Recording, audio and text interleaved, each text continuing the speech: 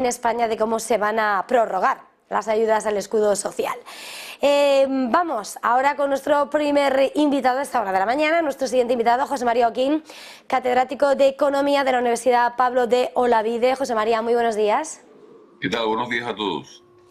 Bueno, nos encontramos en esta cuenta atrás para despedir el año, en un momento en el que después le voy a preguntar sobre cómo ve el momento de la economía española, pero sobre todo hoy lo que toca es mirar a las nuevas medidas que va a prorrogar el Consejo de Ministros, esa extensión de la reducción del IVA en alimentos esenciales, que va a continuar, y quería preguntarle de algunas maneras cómo evalúa cuál va a ser la implicación fiscal de la prórroga de estas ayudas del escudo social, considerando todo su impacto en lo que es esos ingresos gubernamentales según los datos de la agencia tributaria. La realidad es que todas las medidas, según los cálculos que han hecho, han supuesto que el Estado ha dejado de recaudar 4.500 millones más o menos, ¿no? Y esos 4.500 millones pues hay que sacarlo de algún lado, ¿no? Ahora con el decreto de este anticrisis, yo creo que se quedará en unos 2.000 millones, un poco por ahí, ¿no? Será la cifra que dejará de recaudar. Y esa es la que tiene un poco que sacar, pero claro, los presupuestos, sin contar a los gastos de pensiones, son 190.000 millones, ¿no? No parece que sea una cantidad difícil, ¿no? Si ajustas otras partidas para poder hacerlo. Europa es que se financia con el IVA, entonces no quiere que el IVA de ninguna manera esté reducido, sino que esté al nivel que debe de estar, ¿no?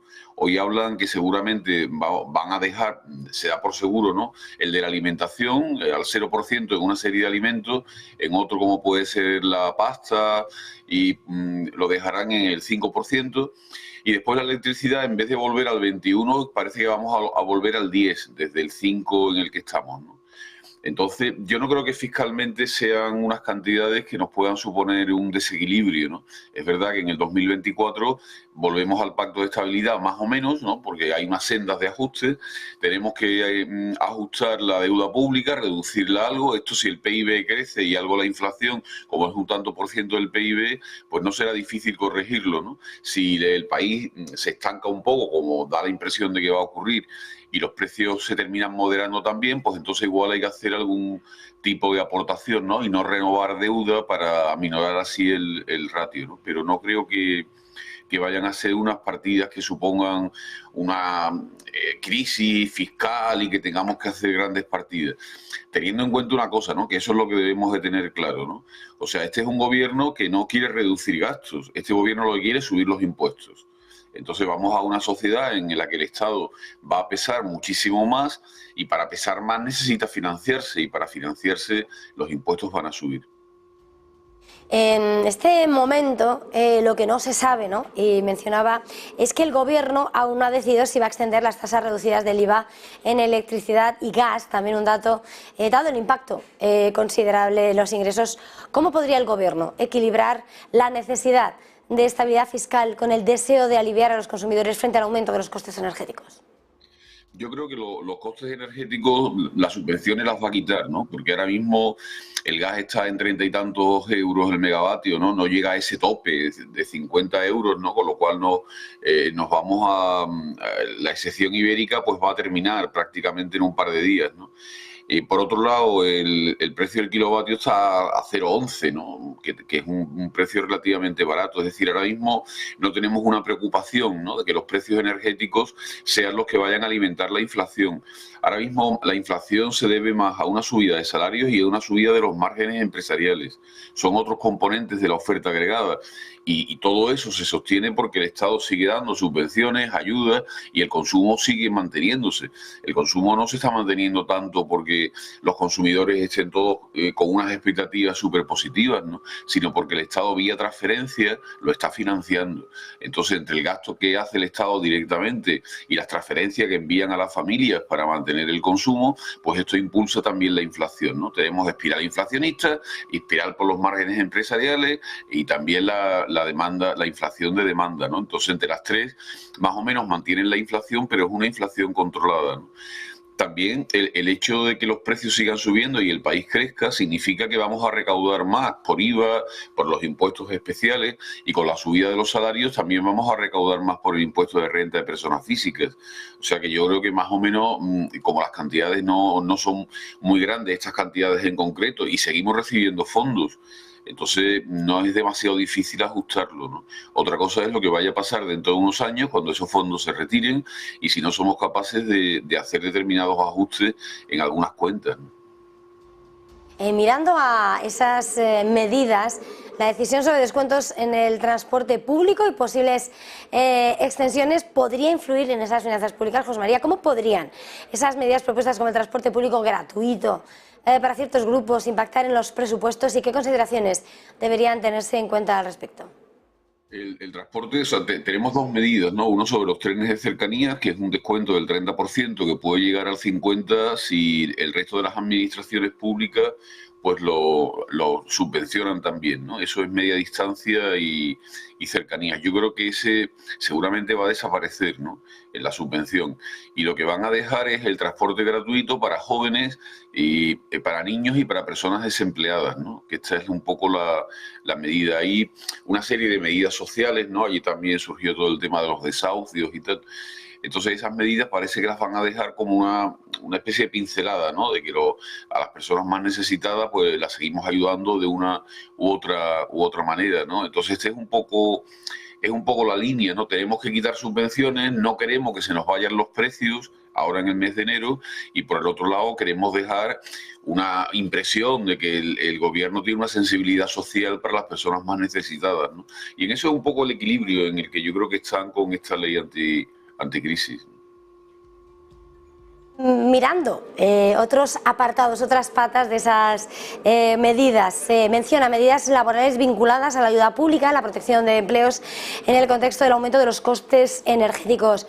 ¿Cómo se alinean estas medidas con las políticas más amplias del mercado laboral y qué efectos potenciales podrían tener la dinámica del empleo y de la economía en general?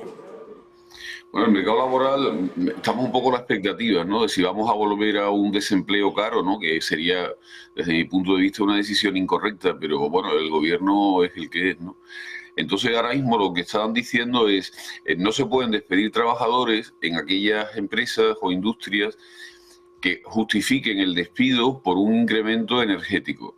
Porque a estas empresas ultraintensivas se les ha ayudado, se les ha subvencionado. Entonces, si despiden gente, pues van a perder las subvenciones o van a tener que devolver las ayudas recibidas, ¿no? Esta es un poco la línea, ¿no?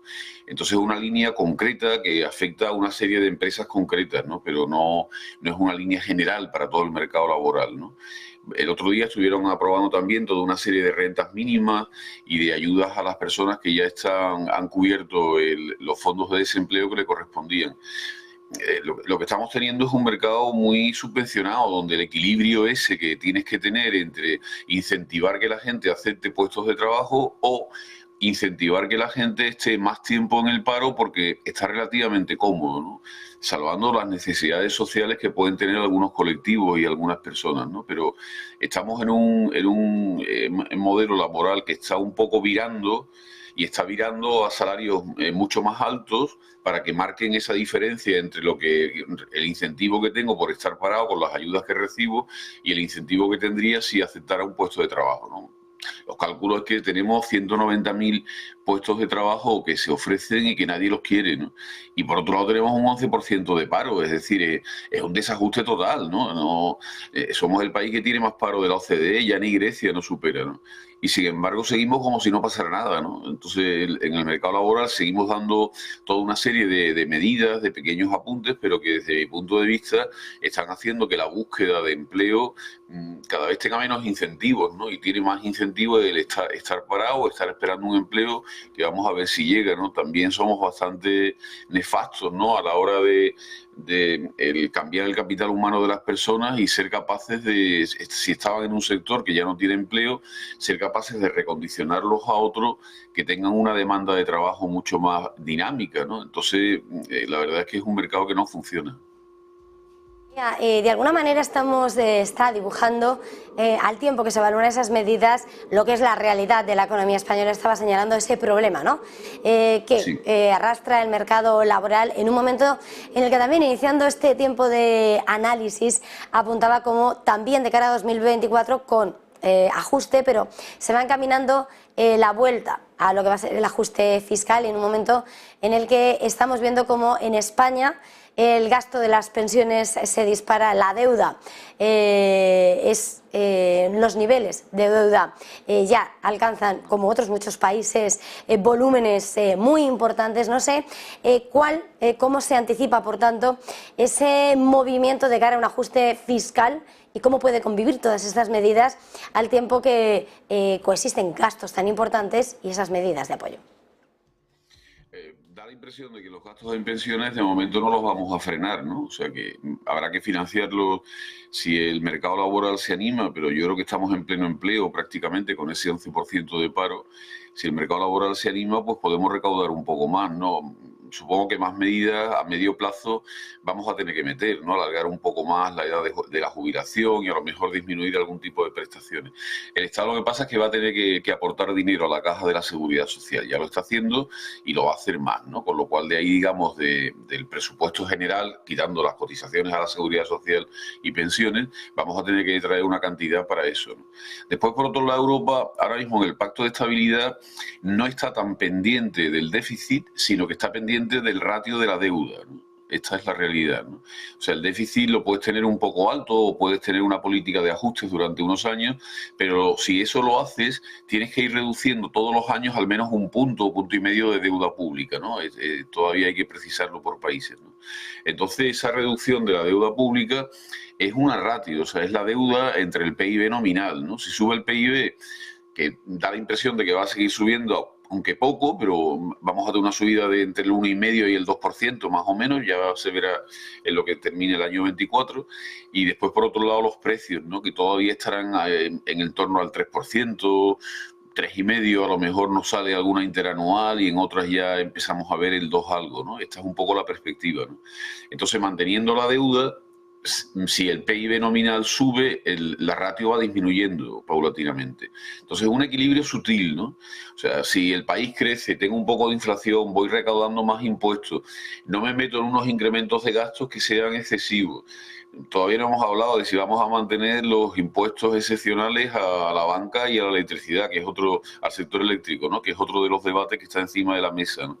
Entonces todo esto juega y por otro lado siguen llegando los fondos europeos, que aunque no lo somos capaces de asignarlo a la velocidad a la que llegan, pero el caso es que cuentan en presupuestos y eso también nos mete casi 14, 15 mil millones, que es un dinero que nos da un poco de respiro, aunque lo tengamos que dedicar a inversiones, etcétera, pero lo hacemos periodificadamente, un poco más tarde, porque no somos capaces de gastarlo en ese año, ¿no? Entonces todo eso, yo creo que no es necesario un ajuste fuerte, o sea que las cuentas van a ir saliendo poco a poco, porque estamos en una situación en que el ajuste es relativamente pequeño, es un 1% de la deuda del PIB, ¿no? Entre que suba el PIB, que suba la inflación y que la deuda no tengamos mucho déficit y no se dispare, pues prácticamente se consigue casi de una manera automática.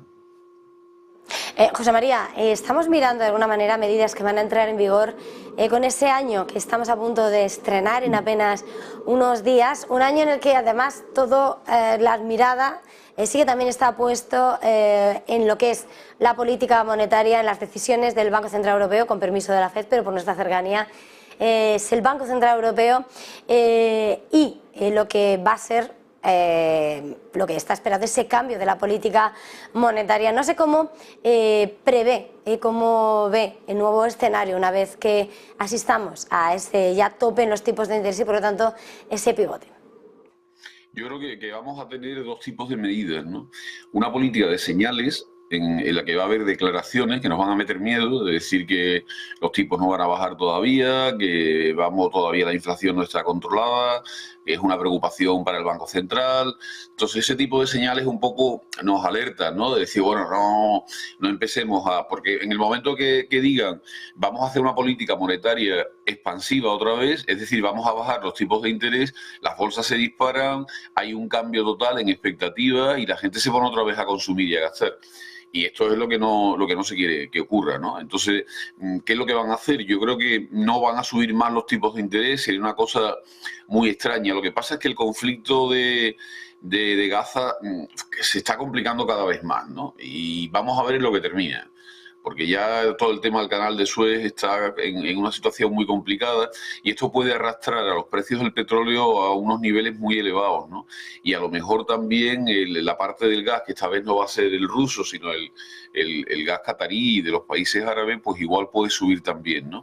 Pero si esto no ocurre, si más o menos se mantienen los precios energéticos estables, la impresión que vamos a tener es que la inflación más o menos está controlada. Entonces los tipos de intereses no van a subir y yo creo que a lo mejor si las economías se paran un poco, empiezan a bajar un poco antes del verano, pero antes no. O sea, porque antes sería dar una señal de que esto está controlado cuando todavía la inflación no ha ido a la inflación objetivo del Banco Central, que es un tipo de interés nominal del 2%, ¿no? Que si el tipo de interés nominal es del 2% y tenemos una inflación del 2%, el tipo de interés real es del 0, que es en el fondo lo que tienen en la cabeza, ¿no? Pero eso todavía no se ha conseguido. Ahora tenemos un tipo de interés real, el 5,25 o el 4,25, menos una inflación, en nuestro caso del 2 o el 3, que me está dando un tipo de interés real del 2,5.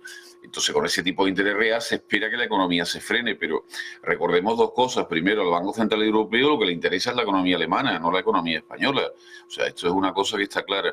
Y segundo, la política monetaria no sube el tipo de interés y se me para la economía esa tarde. Me tarda un año y medio, que es lo que nos ha ocurrido, ¿no? Subimos los tipos de interés y la economía no se está deteniendo hasta ahora, más o menos. Pero tampoco se está deteniendo mucho. O sea, da la sensación de que estamos en unas economías bastante inelásticas al tipo de interés, que los tipos de interés suben y bajan, pero no cambian nuestros comportamientos, ¿no? De una manera drástica. La inversión sí, la inversión lleva parada un tiempo, ¿no? Pero el consumo sigue arriba, ¿no? Y no parece que haya manera de bajarlo. Ahora mismo en la demanda agregada, la demanda se mantiene porque el consumo está alto y el gasto público está alto. La inversión no lo está y las exportaciones han empezado a caer, ¿no? Pues muchísimas gracias por este tiempo de análisis. José María Oquín, catedrático de Economía de la Universidad Pablo de Olavide. Ha sido un verdadero placer. Gracias. Feliz jornada, feliz final de año. Felices fiestas. Un placer y buenos días a todos.